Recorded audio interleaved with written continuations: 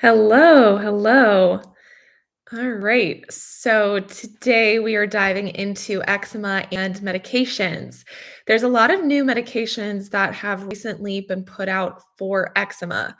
I'm a little bit surprised at some of these medications because some of them are a little bit extreme.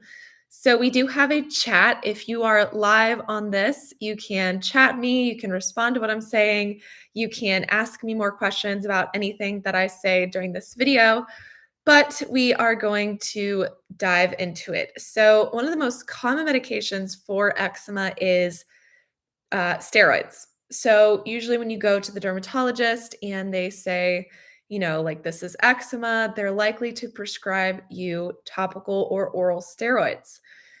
And if you're not familiar with this, steroids can cause something called topical steroid withdrawal. And that really should be an umbrella category that includes both oral and topical steroids. They can both cause these issues. So, with steroids, topical steroid withdrawal is actually quite extreme to go through. And so, a lot of times you'll see eczema on your face, your neck, and your chest. So, if you guys have questions while you're on, hi everyone.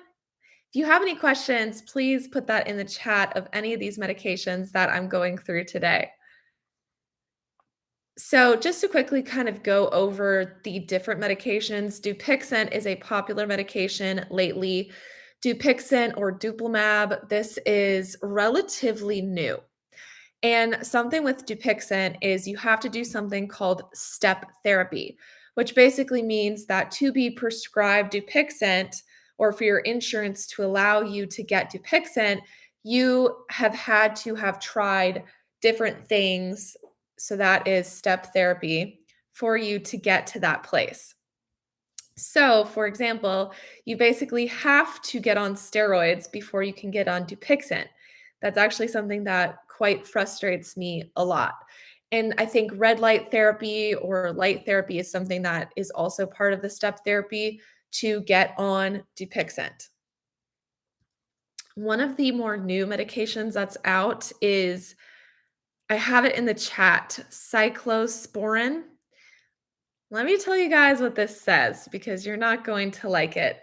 I actually got a question on Instagram saying, how do I feel about this particular medication? I don't feel great about it. Okay. So it says that it's used to prevent organ rejection in people who have received a liver, kidney, or heart transplant. It's usually taken along with other medications to allow your new organ to function normally. It's within a class of drugs known as immunosuppressants.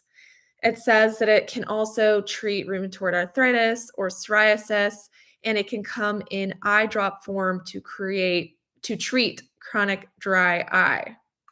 So it's not a steroid. It's different from Dupixent. It is an immune suppressant. So it is quite extreme. I would like to know the side effects because I think the last time that I looked up the side effects, I was not very happy about them. So, high blood pressure, increased hair growth, swollen or inflamed gums, numbness and tingling of the hands or feet. Other common side effects, tremors, upset stomach, nausea, all of that. So, there's also this other medication that has been put out, and they're called JAK inhibitors, JAK. And JAK inhibitors are really quite interesting in a bad way. I'm a little bit irritated by this class of drugs for being prescribed to people with eczema. So let me see JAK inhibitors, eczema. There's one that's currently on the market, Opzelura, Opzelura. It was approved in 2021. It's supposed to block the overactive pathway that leads to inflammation. So while this technically can work, there's a lot of side effects that come with taking a JAK inhibitors, and I don't really like it because I think there's some sort of connection between if you have the herpes virus or something of that sort, these JAK inhibitors are inhibiting part of the immune system. I don't know. I don't know exactly how it works, but I'm not the biggest fan of that type of medication. Also, I see 3 people watching me live. If you wanna introduce yourself in the chat, we can also have a discussion, and I can live coach you while we're having this discussion as well. So please feel free to talk to me and chat with me throughout the course of this live stream. Otherwise, I would have just made it a regular video instead of a live stream. So somebody was asking, "More info on Dupixent, please, yay or nay?" So, I will say that for people going through topical steroid withdrawal, using Dupixent might be a way to get you from a really severe state to a manageable state. There are a lot of people who have gone through really, really severe topical steroid withdrawal where their skin is flaking off, cracking, bleeding, oozing. It's quite a really severe situation to be in. So, when it comes to taking Dupixent, I feel like there is case for that. However,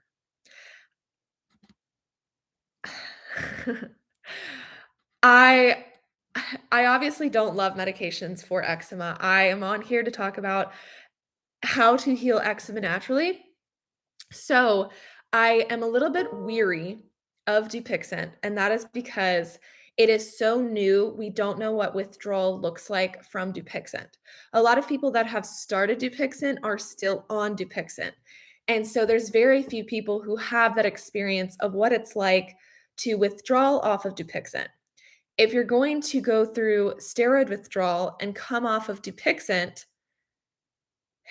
a lot of people have said that the steroid withdrawal starts back up. So that one's a little tricky. Also, I see you guys. Hi. I'm so glad that you guys are on here. Please introduce yourself and ask me any questions that you have live. I am on here to live coach you if you want me to. So, chat with me. All right. So let's see here. I would say as far as medications, one of the thing I'm most annoyed about is the step therapy, and I would love to pick a fight with an insurance company about the fact that they are requiring people to get on steroids before they use Dupixent, and I feel like Dupixent could have been created as a solution for steroid withdrawal. It's there's a lot of cases for stuff like that. So, do you guys have any questions about medications specifically? If not, we're going to dive into candida, and I'm just going to move forward in answering the questions that I got on Instagram. One of the questions that I got is, how is it known that candida causes lip cracking and around the mouth eczema? So, one of the most common signs that you have candida is if the sides of your mouth right here are cracking. Also, if you have eczema right here and on your eyelids, that tells me it's candida as well.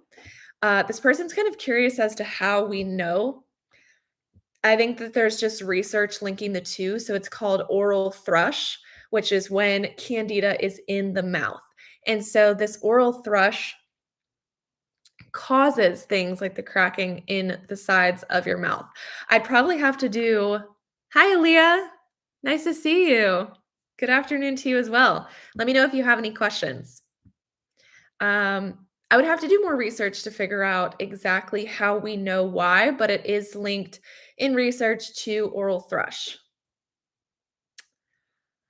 So, one person said that they really recommend uh, I guess this is like a moisturizer.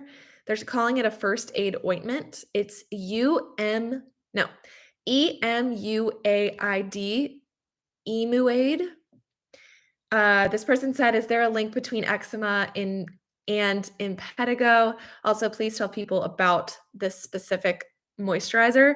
So it says that it's there at Walgreens. It's a homeopathic drug. It's let's see what it has in it. Let's see if I agree with this. There is tea tree oil, castor oil, olive oil, silver citrate, squalene. It sounds a little extreme for people with eczema. So I don't know how this person's been using this particular thing. There's emu oil in it, bacillus ferment. So that sounds like there is something in there. It's also using metallic silver as an antiseptic and antibacterial. That's kind of interesting. So I wonder if that'll work. I'll have to post that on my Instagram later to see if that works. All right. Yeah. So, Leah, if you have those questions about candida, feel free to put those down below and I'll answer whatever questions that you have. How can I use perfumes with eczema? I don't like sweaty summers. I think they're referring to um, like a deodorant. So, how can they use deodorant when they have eczema or perfumes? Um, Basically, smelling bad. There's a lot of deodorants on the market that are clean. I personally use Native, and that one is clean of like aluminum and all the crazy stuff that's really bad for our skin and our whole systems when it comes to like perfumes and all of that. So, Native might be something for you to look into. Is taking medication during fever, will that make your eczema worse, like an antibiotic, a flu, a Panadol medication? Yes, it is likely to make your eczema worse. Interestingly enough, someone said that there's a link between use of Tylenol and eczema, which I find really interesting. Hi, everyone. I do see a few people on here. Please write in the chat if you want to speak to me, if you have any questions as we're going through here. Antibiotics are one of the leading causes of candida overgrowth. So, use of antibiotics, and I'll explain why. So, basically, our gut has yeast, it has antibiotics, it has bacterial yeast, it has archaea. Your microbiome is full of so many different types of species of bacteria, species of yeast. Candida is a type of yeast. And so when you take an antibiotic, you're wiping the bacteria from your microbiome. And so this allows for the yeast to overgrow because a lot of that bacteria actually keeps the candida at bay. So our goal is not to kill off the candida, our goal is to lessen its community. So basically, there's a like when we have candida overgrowth and we have candida induced eczema, there's a lot of candida in our guts. And so that's why we like to take probiotics and prebiotics because different sorts of bacteria keep candida at bay. So you do want in your gut to have a certain amount of natural occurring yeast. However, when it overgrows, because there's no bacteria to keep it in check, that's when we develop something like candida overgrowth. So, if you were to take an antibiotic for, let's say, the flu or something, first off, that's actually ridiculous because flus are viral and they are not bacterial. So, an antibiotic is for bacteria. Antiviral would be something different. So, that would kind of be a whole other topic. Um, but what I definitely don't recommend if you have gotten COVID or some sort of flu of that sort and you're feeling like you have a fever and aches, there is a category of medication called NSAIDs. These are horrible for your gut. They do cause leaky gut. They will cause your eczema to get worse. I'm actually surprised that there's a link between Tylenol use and eczema. I have to look into that one a little bit more. Somebody asked a mascara that I recommend for sensitive eyes. I have been using Ilia, Ilia. I use their mascara, I use their eyeshadow. They're really safe for sensitive eyes. All right. Do you guys who are watching right now, do you have any questions for me? You can write that into the chat and I will prioritize your questions over the questions that I got from Instagram. So, all right. How long do we need to follow the Candida diet that's sugar-free, gluten-free, dairy-free, and no carb? So, I kind of have new opinions when it comes to Candida and eczema and the Candida diet. The Candida diet is a little bit extreme and it can cause an overgrowth of different sort of bacteria if things aren't done right. And so If you're using the candida diet alone to get rid of your candida, you're likely to have your candida return. So, something that I am thinking about and trying to solve with a lot of clients right now is figuring out how to increase stomach acid.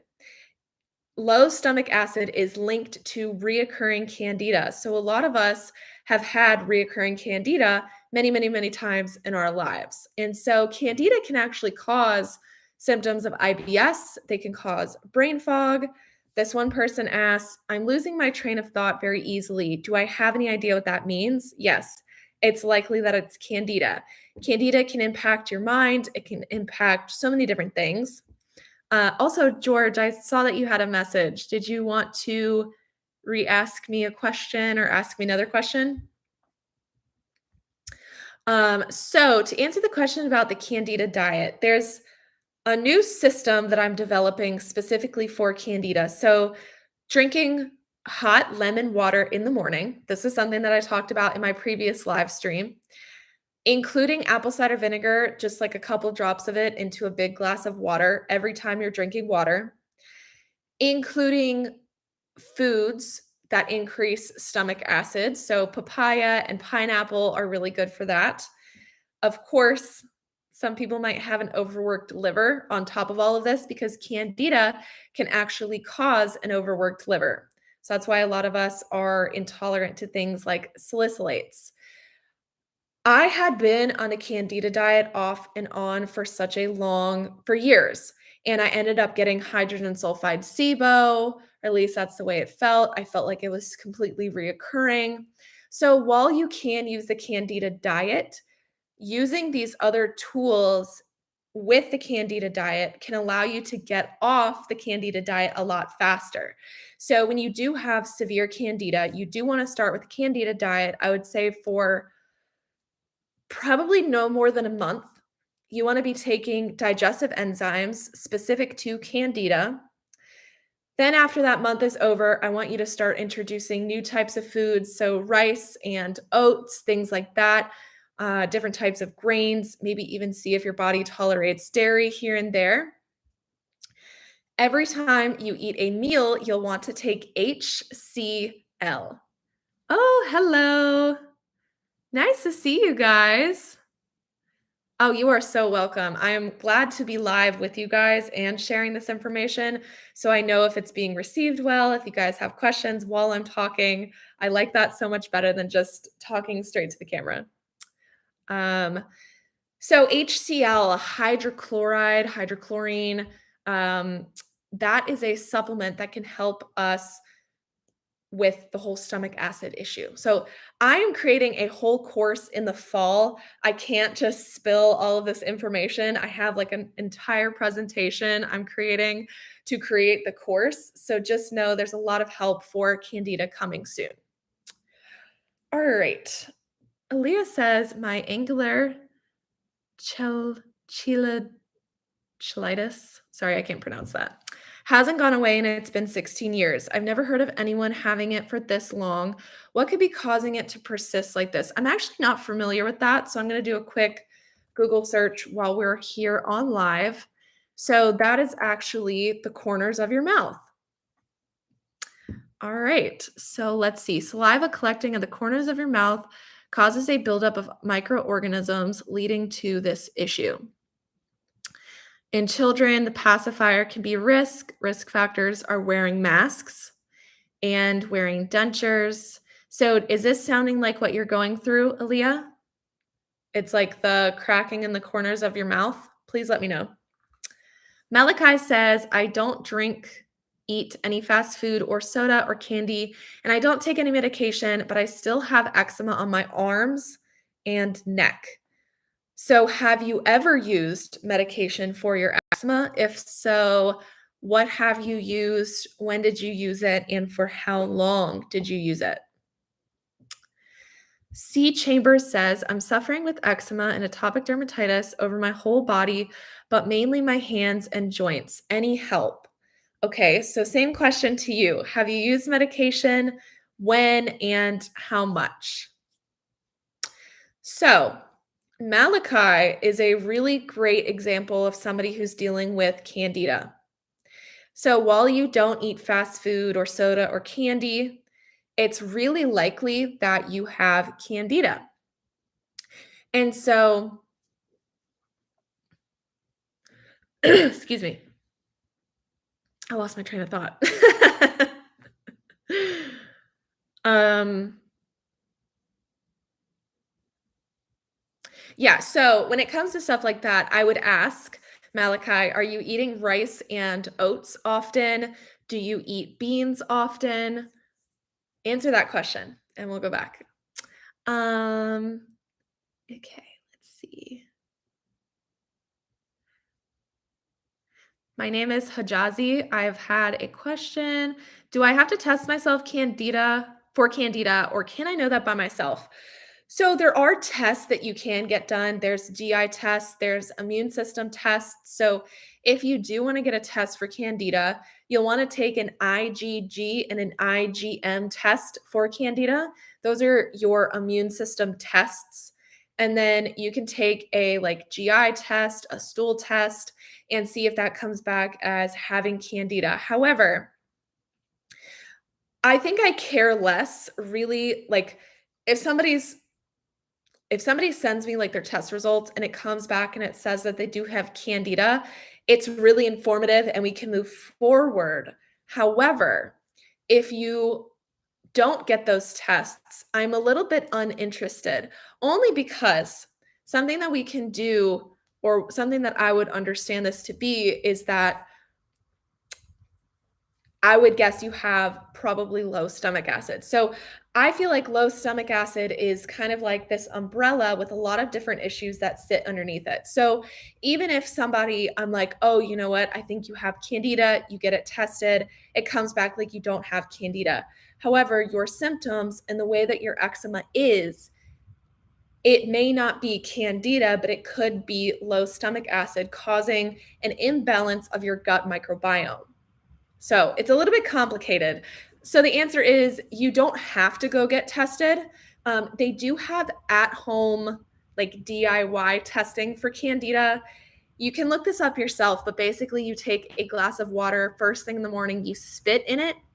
And if the spit has like a long string that comes down off of it after a couple of minutes, it means that you likely have candida. So that's just like a cute little at home test for that.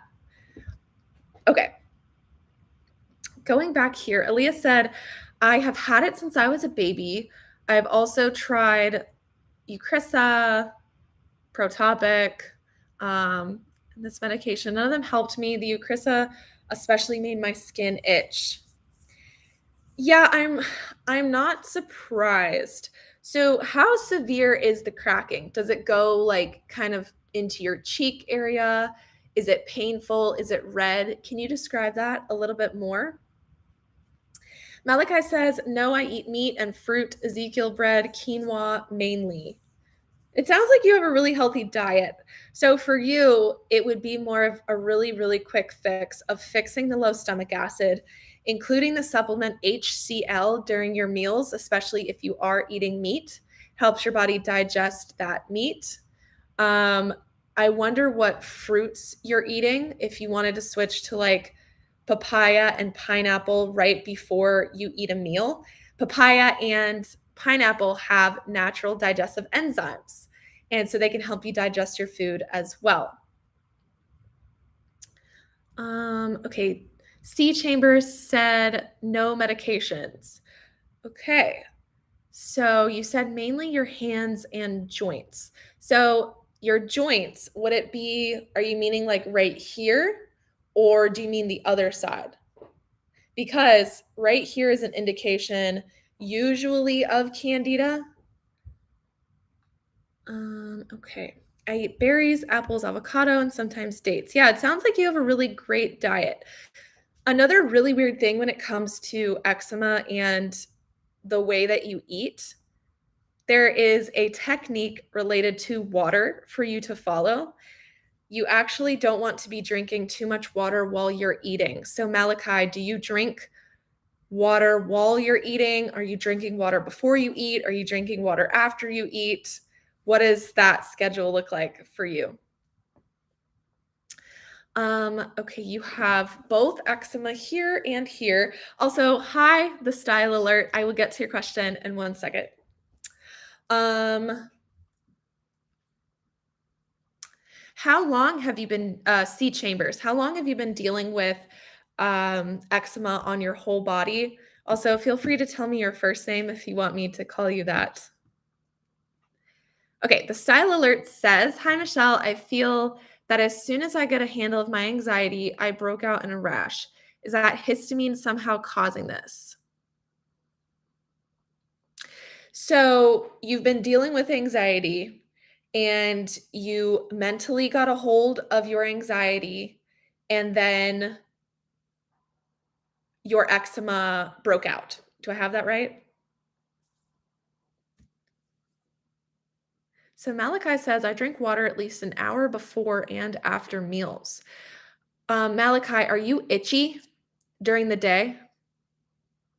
I like how I have like three different people in rotation here. Aaliyah says, it was really bad when I was younger. It was large, hyperpigmented circles that would crack and hurt when I would try to open my mouth wide. Yeah. Um, you know what? If you want to ask me this question on Instagram, I don't know a whole lot about that specific type of issue right now, but that's something that I would love to help you with. Maybe ask me in a Q&A the next time I post to Instagram. All right. So back to this. Aw, thanks, Chris. um, okay, the style alert. Yes, you had anxiety, then your eczema broke out. I would be wondering, um, I have so many questions for you. That's a really tough one. So, did your diet change? Um, what does the rash look like? Do you know that it's eczema? Are you reacting to foods? Okay.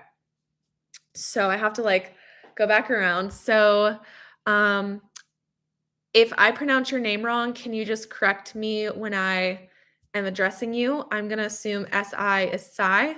Hi, Michelle. If I suspect that I have candida and somehow various type of moisturizers are making me itch more, would it be better to stay off moisturizers? Yes. A lot of us are actually not like a lot of us do benefit from going without moisturizer. A lot of people going through topical steroid withdrawal benefit a lot from going without moisturizer. Um, if your moisturizer is causing your eczema to react in a negative way, you don't want to use that moisturizer.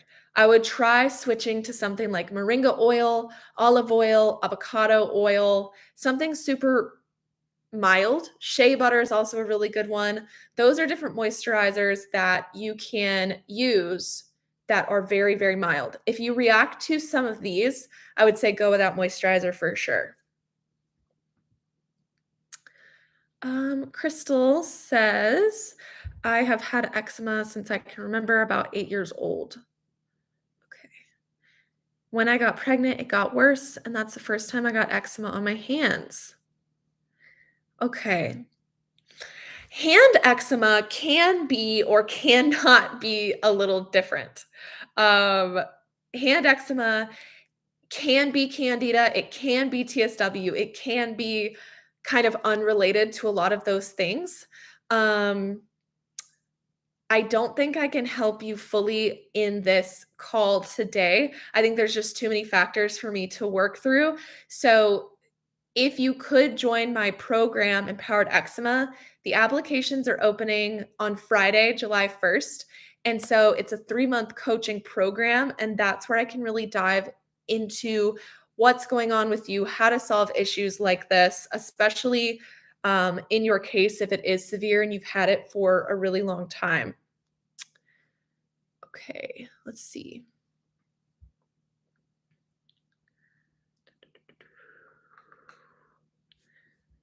Let me just get through. All right, I'm going to go back to you, Crystal. No, Crystal, you're the one that I just said, okay, because 'cause you've had it since you were 8, it got worse when you were pregnant, right, okay. Yeah, I think that's something that I'll have to work through a little bit deeper. I'm so glad that you understand, and you're absolutely welcome. Oh, actually, before anybody leaves, if you are a case where I say I can't help you right now, what you could do is start keeping an eczema tracker. Keep track of when you feel itchy, why you think you feel itchy, keep track of the foods that you're eating.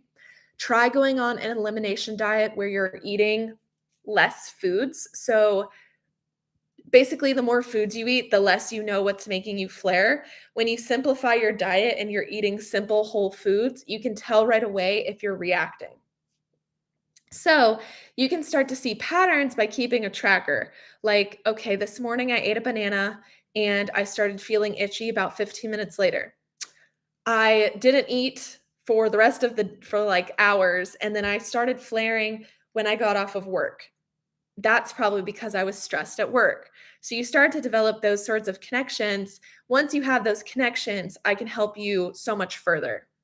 Okay. I want to make sure that I didn't miss anybody here. Yeah, so the question was, do hand eczema differ from other places of the body? Yeah, the hand eczema is so different because sometimes people blister on their hands. That tells me one thing. Sometimes people develop like a big red mark here. That's kind of TSW. Hand eczema could also be candida. So hand eczema is really tricky. Whew, this is a lot, guys. Okay. Malachi, if I don't moisturize my eczema, it dries up and looks flaky. I moisturize with shea butter. Don't be afraid of the flakes. Flaky, dry eczema is a sign that it's healing. When your eczema is red and fresh looking, that's when it's at its beginning stages. When it starts to dry up, maybe it's healing from the inside out, so it kind of looks like ringworm. It's completely normal, and that is it healing. So we like flakes over here, okay? Um, Elise said, "Hi, Michelle. I'm currently 3 weeks into TSW and have been recommended, yeah, Glycosporin from my dermatologist. I'm currently taking that probiotic. What else could I do to recover faster?"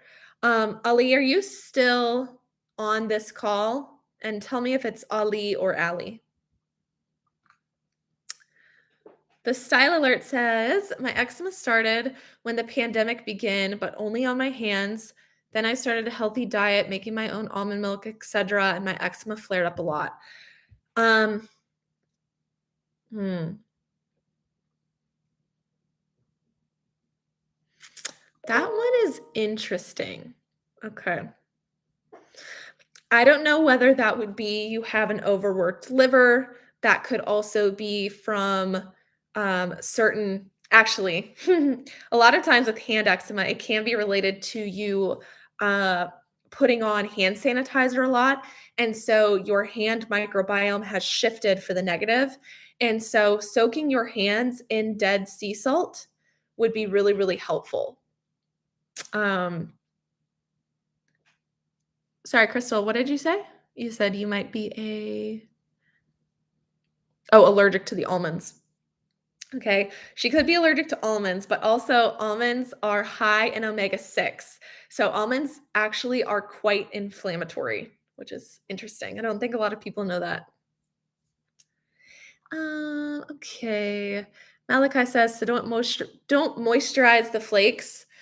It's up to you. What you don't want to do is remove the flakes. Like, don't use some sort of scrubber. Don't scratch the flakes off. Don't like dry brush the flakes off. That the flakes are like a scab for your eczema. Okay, let's see. Let's see. My GI doctor told me there's no such thing as an overworked liver. What is that he even so, okay, if your doctor thinks there's no such thing as an overworked liver, tell him that it's